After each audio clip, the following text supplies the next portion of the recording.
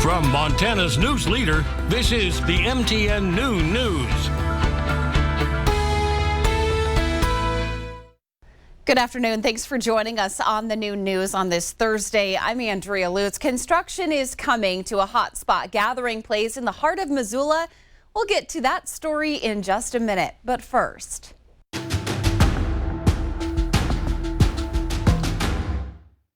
Senate Republicans and Democrats have struck a compromise to raise the debt limit, at least temporarily. Here's today's leading look. It appears a short-term fix is in the works to prevent the country from defaulting on its loans. That short-term fix would move the deadline and could give Democrats a simple majority rather than 60 votes in the Senate to make it happen.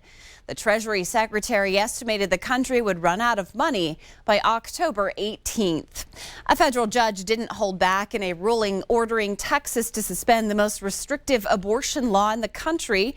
The bill banning abortions once a heartbeat is detected, which is usually at 6 weeks, but that's usually before women know they're even pregnant.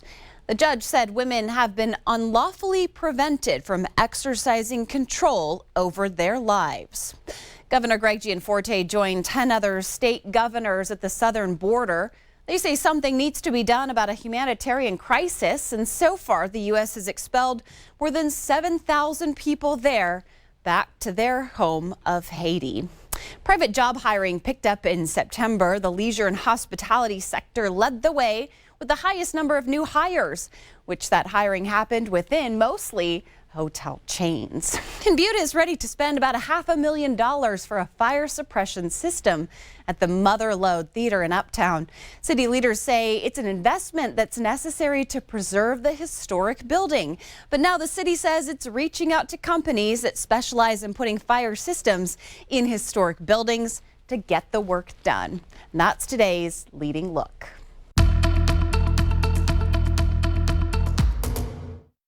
Well, the latest drought monitor is out. Let's go ahead and take an update here. Most of the area has stayed unchanged, but we've seen some areas that have actually gotten a little bit worse. Those are in western Pend Oreille, Teton counties, eastern Yellowstone, and also Sheridan County in Wyoming, where a situation has gotten a little bit worse. All of us still remain in some stage of drought here in Montana, northern Wyoming. But could we make a dent? Now, we do have a cold front pushing off to our east. It's dragging some moisture with it, and this is all the way through Saturday night. Anything beyond that, still a little bit iffy to tell, but we do have a very strong cold front anticipated to come through on Monday. Could that bring rain or even snow? Details coming up. I'm Dennis Bragg in downtown Missoula. A major renovation project getting underway at Caras Park this week with two objectives: improving the park's usability and cleaning up stormwater going into the Clark Fork River. The Missoula Downtown Association was able to raise $650,000 from almost 50 businesses in just 4 months, finishing off a big funding package with work starting this week. It's a twofold project.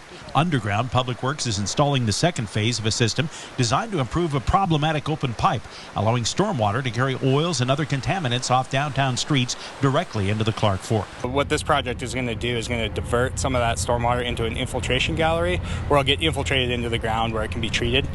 And so basically the first kind of flush of stormwater carries the most contaminants. That's what we'll be diverting into the infiltration gallery, and then a larger storm event will still discharge to the river. What we're doing here is what we are asking new development to do if they are proposing a discharge, is to actually meet MS4 requirements. And above ground, the 10-foot wide trail along the river, a choke point during big events, is being widened. So we're going to create a riverfront promenade that's actually 18 feet wide. So a lot more space for people to walk and bike and stroll and just hang out along the river. The pavilion improvements will wait for another time. Crews won't remove the popular Caras Park Hill, but will flatten its crest to make it more accommodating. One of the major above-ground pieces of this project is going to be demolition of the old amphitheater. It'll be replaced by a new structure with more seating, grassy areas to make it more welcoming, and generally improving how it fits in with the rest of Caras Park.